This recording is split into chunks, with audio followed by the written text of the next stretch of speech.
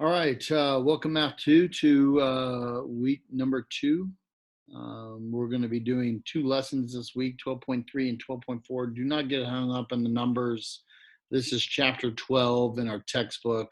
I typically go by units, but since I am trying to be on the same page or get on the same timeline as everyone else, they're using 12 for their numbers. We would have really been using unit 10 for this for us. So don't get hung up on the numbers. It's the same material and all that kind of good stuff. All right, so we're going to do domain range, zeros, and intercepts. Once again, we've done a little bit of this already, so it should be a little bit of review for you, and then we'll get to new stuff in the second lesson.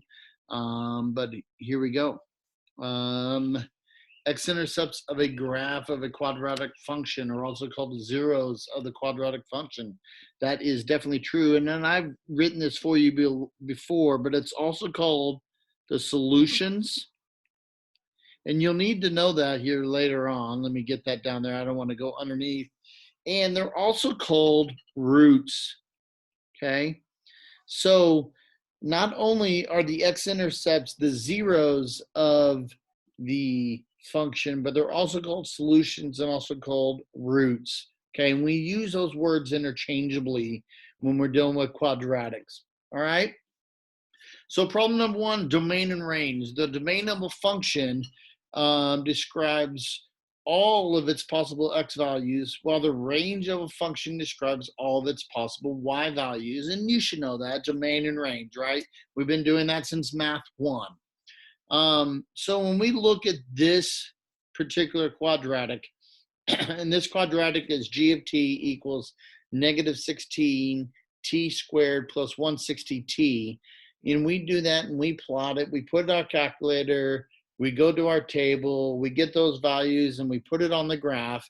This is what it should look like, okay? And when we look at this, it says, and the first thing we want to ask is, it asks us identify and describe the domain of the function in terms of the, and the first question is a mathematical function you graph. And that basically means if it wasn't on a graph and we didn't have to think about negative numbers and whatnot, where would the domain of this quadratic go? And the reality is, remember that this is going forever and ever and ever, down and out and down and out and down and out and down and out. And this one's going forever and ever and down and out, down and out. And it's doing the same thing on both sides. So the reality of this is that my domain here is going to be all real numbers. And that is sometimes written as a double R, just like that. Now, that is one way to write it. I want you to get used to writing it in interval notation. In interval notation, okay, because you're going to need this for Math 3. Okay, so interval notation, where you're going to use parentheses or brackets, and we've already done this, so this should be kind of a review for you. But remember, all real numbers basically means from negative infinity all the way out to the far left along the x-axis and all the way to the right on the x-axis going forever and ever. So in interval notation, that's really going to be negative infinity to positive infinity. And that's what that's going to look like. Now, in terms of the context of the situation, well, in the context of the situation, nothing can be negative because it can't go below ground unless we're digging a basement or digging something under the ground, right? So if I was like shooting a bottle rocket off on 4th of July, it's going to start on the ground and it's going to go up and back down. So in terms of the context situation, this really is going to be the all real numbers greater than or equal to 0, and also less than or equal to 10, right? It's gonna kind of go from 0 to 10 and include those values. And that's what that would look like in interval notation. All right, now let's talk about the range of this function. Well, mathematically, we know that this has an absolute max because it doesn't go any higher than 400. So we know that. So in terms of this, our range here is going to be y is less than or equal to 400. Now, in interval notation,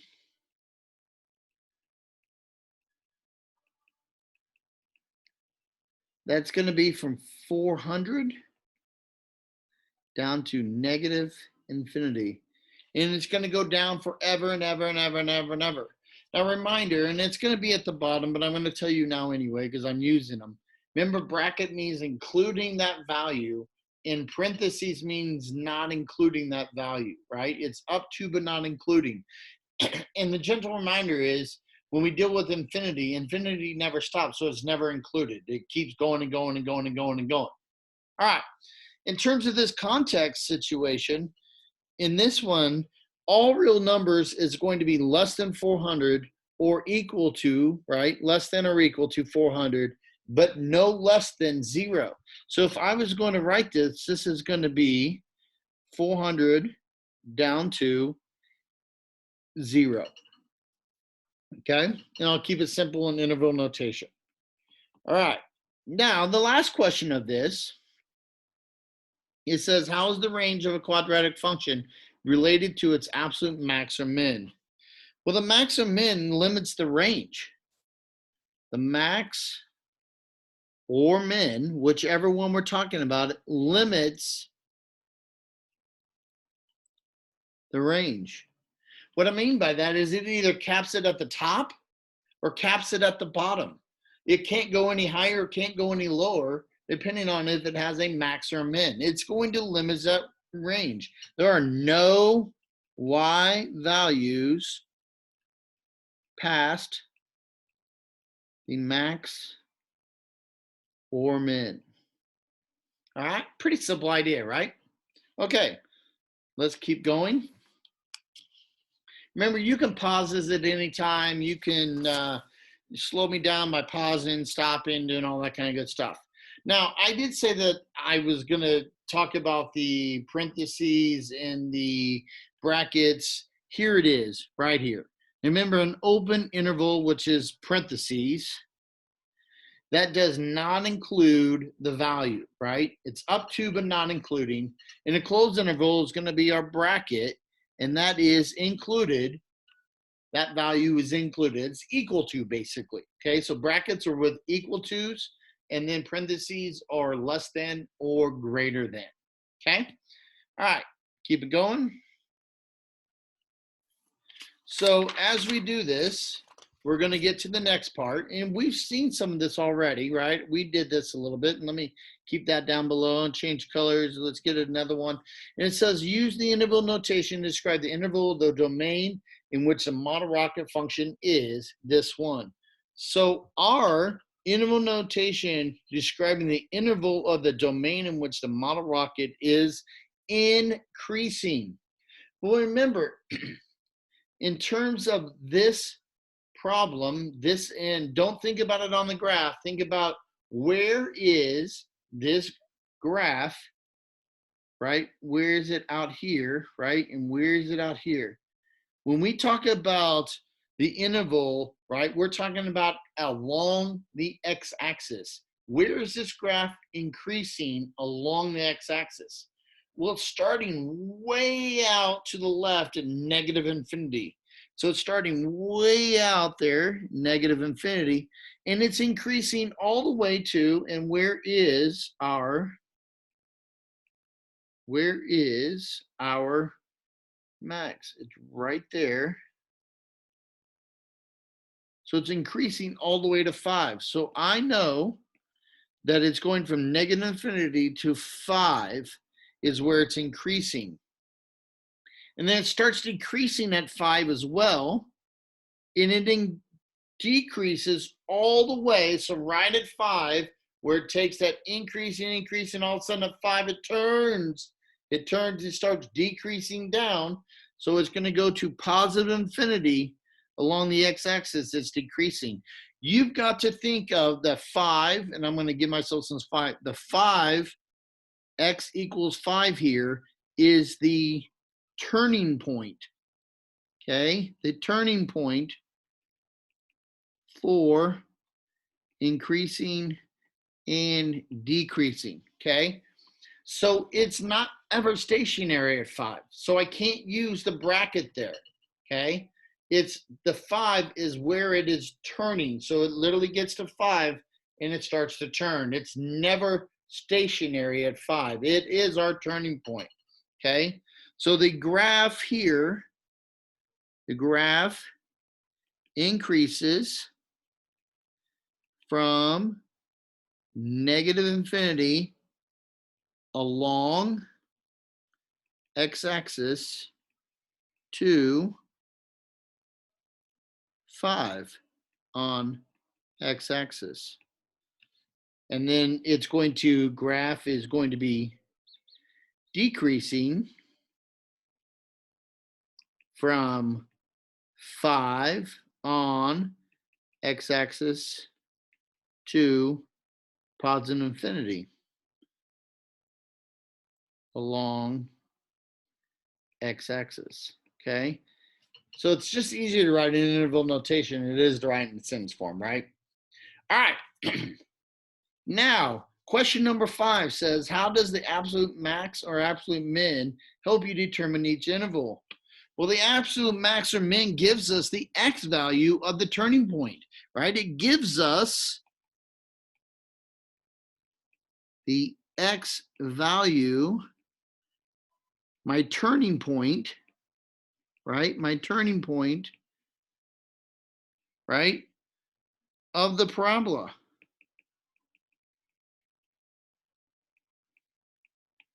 It tells me where I'm turning at, right? Because remember, at the y value is the max in this case. The x value is where it turns, right? Gets here and it starts to turn right there. So it gives me that turning point, the x value, right? Now you notice that I drew it in green. That becomes my axis of symmetry as well, right? All right. So we've done these. You should have done this the last, the one day you had with the sub in the video. So this should be pretty straightforward for you, okay? Well, let's do these. We only have 3 of them. And looking at this graph, and this is the only thing we're looking at, don't really worry about the actual function. Look at the graph and the domain. Well, the domain of every quadratic function is going to be negative infinity to positive infinity. In this case, my range is my y value.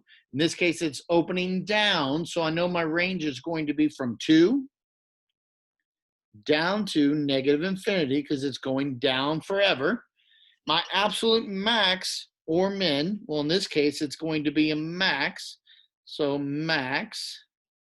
And where is that going to be on the graph? Well, that's going to be at the point 1, 2. My y-intercept, where crosses the y-axis? Well, it crosses at 0. So my y-intercept is at 0, 0.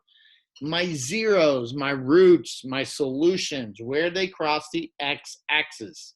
Well, that's going to be at 0, 0 as well, and at 2, 0. Now, these are points on the graph. So the absolute max, the y-intercept is 0s. Those are all points on the graph. Now, interval increase. Where is this graph increasing from and to? Well, it's increasing from negative infinity way out to the left. And if I draw, let me get here. If I go from here up, I'm increasing up here this direction. And where am I increasing from? Well, I'm increasing from negative infinity all the way to where along the x-axis? You got it. It's at 1. Since my absolute max is at 1, 2, I'm looking for the value of my x for that absolute max or min, and that's going to be 1. Where is it decreasing? Well, once again, it's decreasing from 1 to positive infinity. Okay. I'm going to do one more with you, and then I'm going to let you do the third one, and then I'll plug it in and let you see. Okay? So, domain of this one. Well, this one opens up, right? Opens up, And we're going to have to guesstimate what the decimals are because it's not really on a specific line for where the max, or in this case, the min is, right? The max or min. In this case, it's a min because it's opening up, right? So my domain always going to be the same, negative infinity, positive infinity for quadratics. My range here, well, I'm going to guess that that's not quite half. So I'm going to say negative 0.25. If you said 0.5, I'm not going to argue with that. It's in between. I mean, you know, I'm not going to haggle over what decimal you choose there, right? The sheer fact that it is a decimal is what I would be more like looking for. And then I know that it's going up forever and ever, so it's going up to positive infinity. In this case, it has a min, so I'm going to circle that one this time. And where is that going to be? Well, I see that at negative 2.5. And I know the y value of that is a negative 0.2 because that's what I've already used. And that is a point on the graph. My y-intercept in this case is at 6, so it's at 0, 6. Yep. Sorry, I was just making sure I wrote a 0 the first time. And then where are my zeros at? Where does this graph cross the x-axis? Well, they cross at negative 3, 0 and at negative 2, 0. Where is this graph increasing? Well, it's increasing from negative 0.25 all the way up to positive infinity along the x-axis. And where's this graph decreasing? Well, the left side is going down, right? So it's going down from here down, right? It's decreasing, right? So it's decreasing from negative infinity along the x-axis all the way to negative 2.5. And I put my decimal in the wrong spot on the one right before. Hopefully someone caught that. That should have been negative 2.5 and not 0.25. And this is negative 2.5. Remember, it's the x value of the max or min. Okay. All right. So here comes the next one. So go ahead and put me on pause. And I want you to work this one by yourself and see how you're doing. All right. So you got me on pause. Good. Go to work.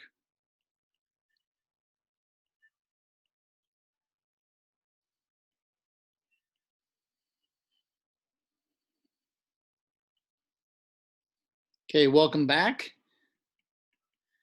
You're seeing that I am putting this on the screen right now.